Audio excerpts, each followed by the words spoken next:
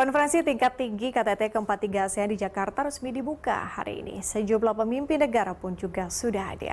Untuk mengetahui lebih lanjut, sudah bergabung Puja Lestari serta juru kamera Tommy Pribadi. Puja, agenda apa saja yang kemudian akan dilaksanakan pada hari pertama KTT ke-43 ASEAN di Jakarta, serta apa saja topik yang akan dibahas? Ya, Patricia, betul sekali. Hari ini konferensi tingkat tinggi atau KTT ke-43 ASEAN resmi dibuka di JCC Senayan.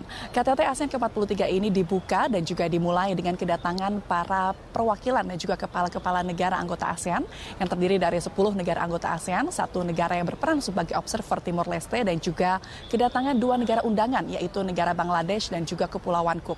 Tadi KTT ASEAN ke-43 dimulai dengan upacara pembukaan yang dimulai dengan pidato dari Presiden Joko Widodo. Dalam upacara pembukaan ini, Presiden Joko Widodo menekankan setidaknya terdapat 3 hal yang harus terus dijunjung dan juga dijaga oleh ASEAN sebagai satu blok kawasan. Yang pertama ialah Presiden Joko Widodo menegaskan bahwa ASEAN sebagai kawasan tetap solid di tengah pertanyaan dari berbagai publik yang bertanya apakah ASEAN ini pecah ataupun mampu melaju di tengah ketidakpastian global. Namun Presiden Joko Widodo menegaskan bahwa di tengah ketidakpastian global ini ASEAN akan terus bersatu dan tetap solid serta menjunjung tinggi kesatuan.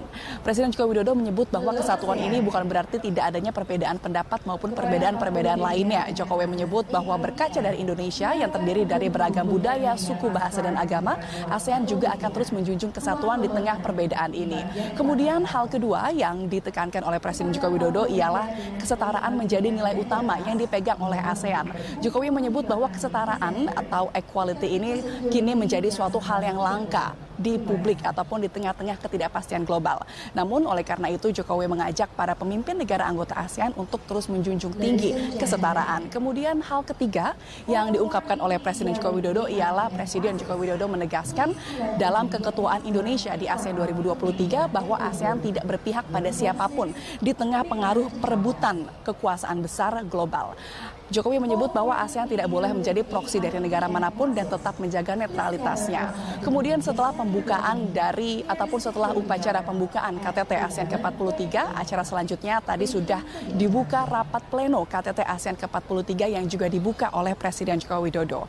Dalam sesi pleno ini, para negara-negara anggota ASEAN akan membahas terkait dengan visi ASEAN 2045, yaitu strategi-strategi apa saja yang akan ditempuh oleh negara-negara anggota ASEAN dalam 20 tahun ke depan atau hingga tahun 2045 yang terdiri dari bidang ekonomi, bidang politik dan keamanan, serta bidang sosial budaya. Dan kemudian tadi Presiden Joko Widodo juga menyebut bahwa dalam rapat pleno ini juga akan dibahas bagaimana upaya ASEAN untuk menciptakan kestabilan tidak hanya di Asia Tenggara saja, namun juga di kawasan Indo-Pasifik.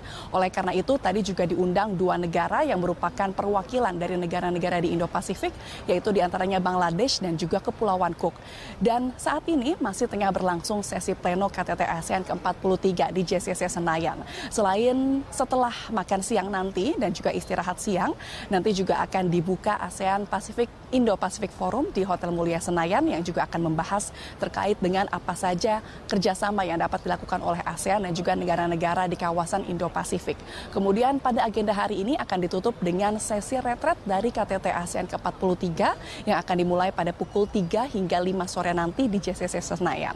Demikian Patricia, mari kita tunggu apa saja hasil kesepakatan yang akan diambil oleh para pemimpin negara anggota ASEAN dalam KTT ASEAN ke-43 hari ini. Kembali ke Anda, Patricia.